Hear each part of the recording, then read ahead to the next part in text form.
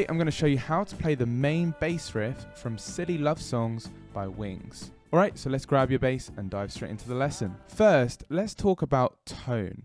So the bass player, of course, is none other than Sir Paul McCartney, and for this recording, the bass really sticks out in the mix if you listen to the original, and it has this real mid-range, kind of upper mid-range on the bass, kind of punch to it. Now, as I don't actually own a Rickenbacker or Hofner, as you can see here, which are the two main basses Paul played, I'm actually going to try and replicate the bass sound on the recording with just my Fender Jazz bass with a pick. By the way, if you'd like to grab the bass transcription for the entire song in standard notation and tab, just click the link below and I'll send it over to you for free as a thank you for watching my video. Alright, so the song is in the key of C major, and the bass part primarily uses the C pentatonic scale with a few chromatic notes thrown in there. So here's the bass riff slowly.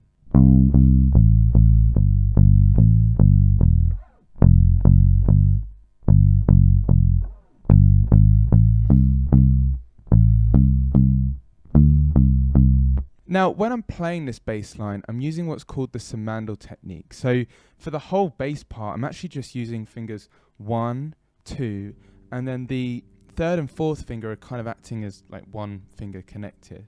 So if you watch me play, right, all of that, I'm just using 1 and 4. And then the next part, when I walk up, I'm going 1, 2, 4, very similar to how a double bass player would play this. And then back down.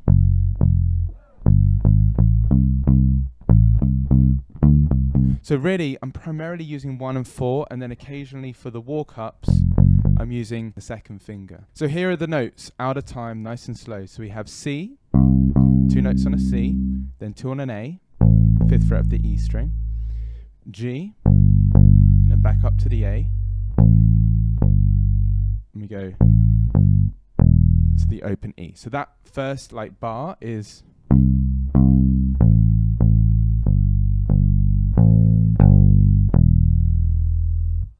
right, so you got the first bar, second bar.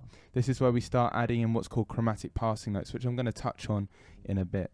So we are on the open E, and then we go chromatically up. So we go up each fret to the G, the 3rd fret. And then we go back down again to the F. So that second bar is. So we have beat 1. So beat 1, 1, 2, 3, 4. So 1, 2, 3, 4. And then we land on beat 1. So the 3rd bar, we're here on the 1st fret, and then I actually do a position shift to get to the G. So I'm in this position again, which is kind of like the main position I'm playing this bass part in. So first finger on the F, shift. So I've shifted my whole hand up to the G. So the 3rd bar is G, G sharp, A, and then C, C. So the 3rd bar is 1, 2, 3, 4. It's actually a really great exercise counting the numbers.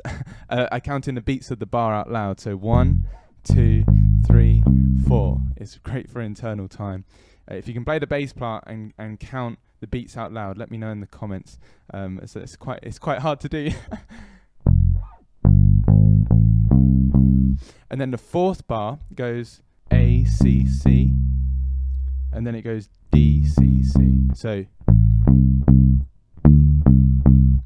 and all the notes are really quite short. They're kind of bouncy and short, a lot of the notes. So when I'm playing that, I'm taking my hand off the fret here. If we can just kind of zoom into my hand here, you can see I'm not going. That would be kind of more of a rocky vibe. This is more of like a bouncy, Motowny type vibe where just practice that maybe, just to get the right articulation on the notes. So just practicing short, short, and I'm kind of taking my first finger here off the string a little bit.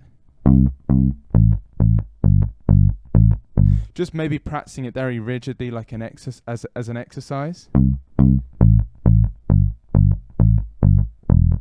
And then I'm actually using my left hand to mute the E string to make it short. Instead of, it's, right? So all the notes are nice and short. So like I mentioned earlier, most of these notes are using what's called the C major pentatonic scale. And pentatonic scales are great for creating bass lines. They're very melodic. Jameson used them a lot. I know Jameson is a big, James Jameson this is a big influence of Paul's. But here, let me just quickly play the C major pentatonic scale so you got it under your fingers so you can understand the reason why Paul is playing these notes. So if you just start by playing your C major scale, and then remove the 4th and the 7th degree of the scale, and you have a 5-note scale there, 1, 2, 3, 4, 5, which is called the pentatonic scale. And now he's using these notes down here, so C, A, G, E.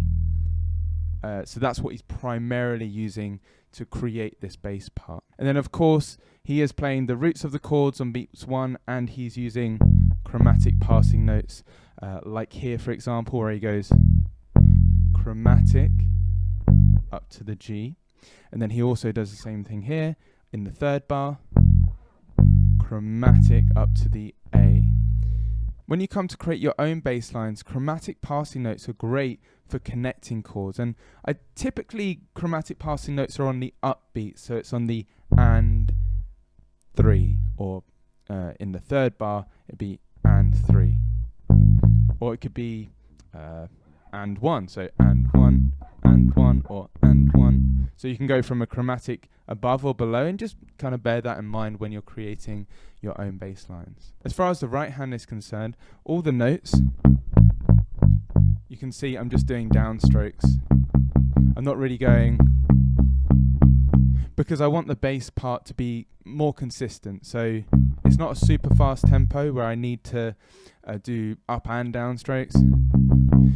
So for this bass part, as I want to make each note fairly consistent, and it's kind of that bouncy kind of feel, I'm just going to be doing downstrokes in the right hand. If you're enjoying this lesson so far, make sure to subscribe to the channel down below and turn on notifications so you'll know when I release new videos and lessons like this one. Now it is important to note that Paul does create a few variations on this main bass riff. I'm just teaching you the core bass riff here. So throughout the song, he does change things up. He also uses ghost notes as well. So if you go later on in that chorus, you'll hear. So when he goes to the E, he's actually doing what's called a muted note. And to get a muted note, it's just like a percussive effect. You just rest your left hand on the strings and you play with the right hand. And again, these little subtle things, these little muted notes, or ghost notes you can call them, create that kind of bouncy, cool feel that's really a big part of this track. Another example of Paul slightly changing up this main bass riff is towards the end of the song, he does a push on the end of 4, which actually sounds like this.